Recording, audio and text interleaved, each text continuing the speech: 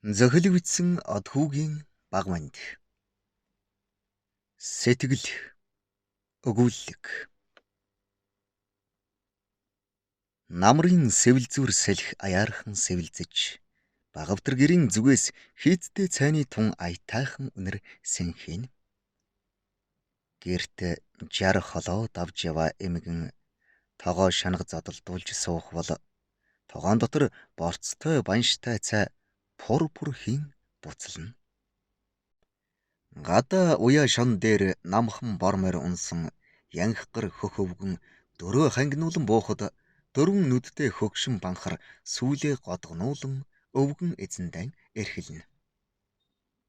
Өө, миний өвгөн ирчихвөө. За, хонин сайхан тогтвоо. Цайгаа уучхад бушуухан морд доо. Айгуул цаад сумын хэд чинь хөдөлчихөн шүү. Гэж үглэх эмгэнээ харсан цэвэн равдан хоймроо сууж ганц тамхи угсрах зууртай. Хонч тогтуухан сайхан байна. Харин энэ удаагийн хурал овоо удах шинжтэйдэг шүү. Чимнэ ганцаараа хэд 3 хонцгож дөнгөнө биттэй. Гэт хайр инрэл дүүрэн нүдээр ширтэв.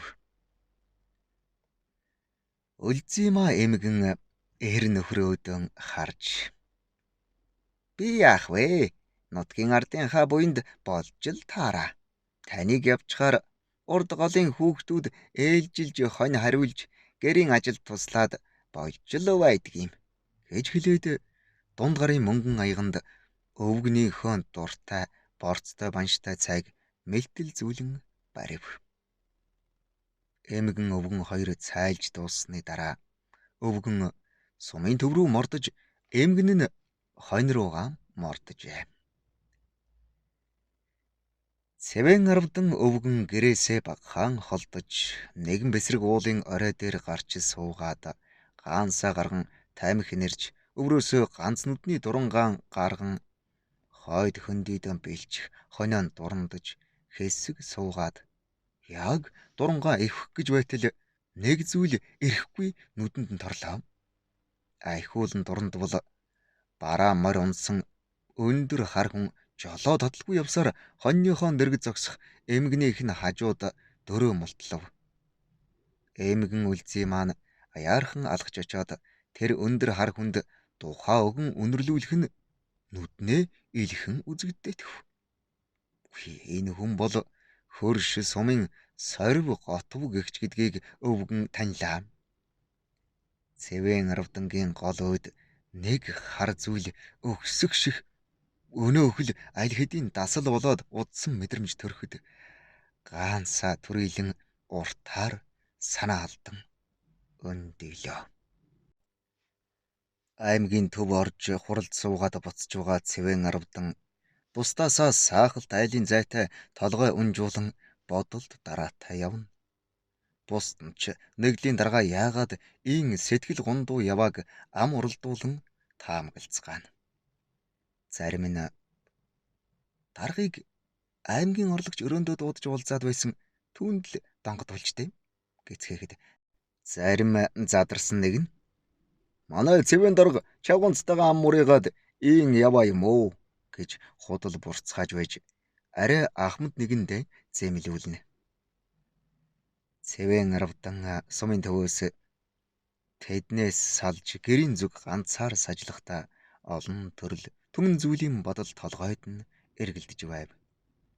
Тэрээр эмхтэй хүнийгч тэгээд биеийн аргамжиж болдогч сэтгэлийн аргамжиж болдоггүй л хорвоо юмдаг та.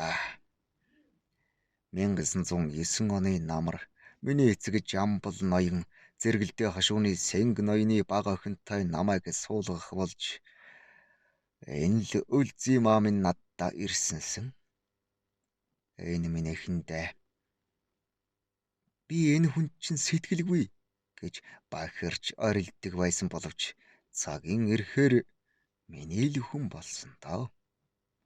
Хурим найр минь зэрэгэлдээ хашууны даншгийн начин готов ирж найр төвөөхөд Миний эцэг Жамбал, хадам эцэг хоёр маань ихэд хэлгэнэж хэдэн давхраар бариулан хориулсан нь 10 оны хойно хар гэрээс гарч ирж билээ. Энэ үед Ульзима бид хоёр хөөхөн 3 охинтой болсон байсансан. Нэг өдөр гэрт минь их хууд сахал болсон хөмсгнийхөө өвзүүрээс эрүүнийхээ уг хүртэл месний сорвтой орж ирсэн нь готов байлаа. Би гэдэг хүний сэтгэлтэй бүсгүйтэй ханилсандаа аргагүй бэргэж үг дуугүй л сууж байв.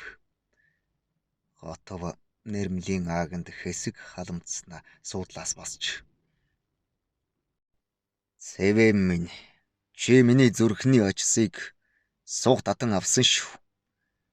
Одоо ч олон хүүхэдтэй сайхан айл болжээ. Хэрвээ тэр үед хоёр ноён эцэгч нь байгаагүйсэн болов уу гэж хөмхийг зууснаа үргэлжлүүлэн миний хайрлаагүйгээр Ульзимаг минь хайрлаарай. Би ч тэгээд ганцаар сажлах заяатай юм уу да гэж хэлээд гарахад орон дээр цааш харж хэвдсэн Ульзима минь хэнгэнтэл уйлж байсансан. Тэр өдрөөс хойш би харсан ч хараагүй юм шиг, сонссон ч сонсоогүй юм шиг амьдрсаар өдийг хүрлээд. Хоёр ноён эцэг минь яах вэ? Ногоон малгайтнуудад хамаг хөрөнгөө хураалгаад дууссан. Тэр цагаас хойш муу эмгэнээ эд хөрөнгөөр жаргаахгүй ч сэтгэлийн амгалан байлгах гэж би их хичээсэн те. Хэмээн бодсоор сажлуулж явлаа. Яг энэ үед Цэвэн Арвдангийн гэрт Ульзима эмгэн авдраасаа нэгэн тэрлэг гаргаж ирэн готовт бариад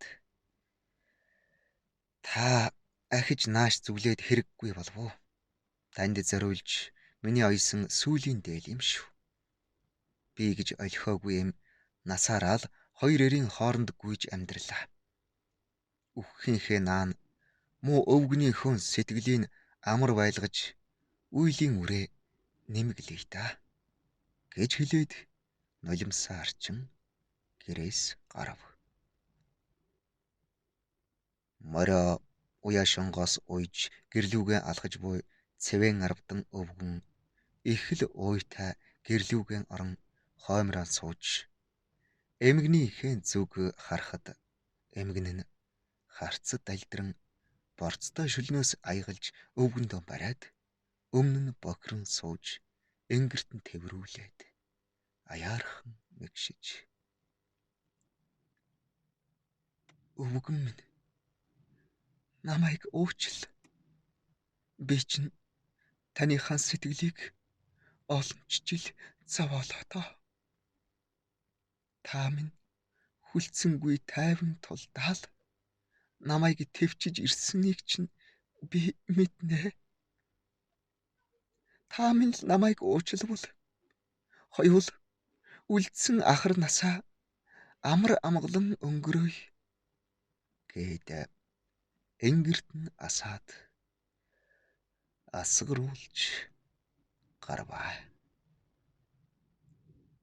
Хүний сэтгэл гэж хугас өдөртөж дасах сэтгэл гэж байхад хагас 140 дасахгүй сэтгэл гэж байх юм да.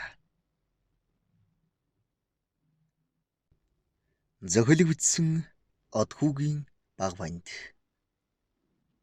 Говьолтой аймаг Дэлгэр сум 2025 оны 4-р сарын 22.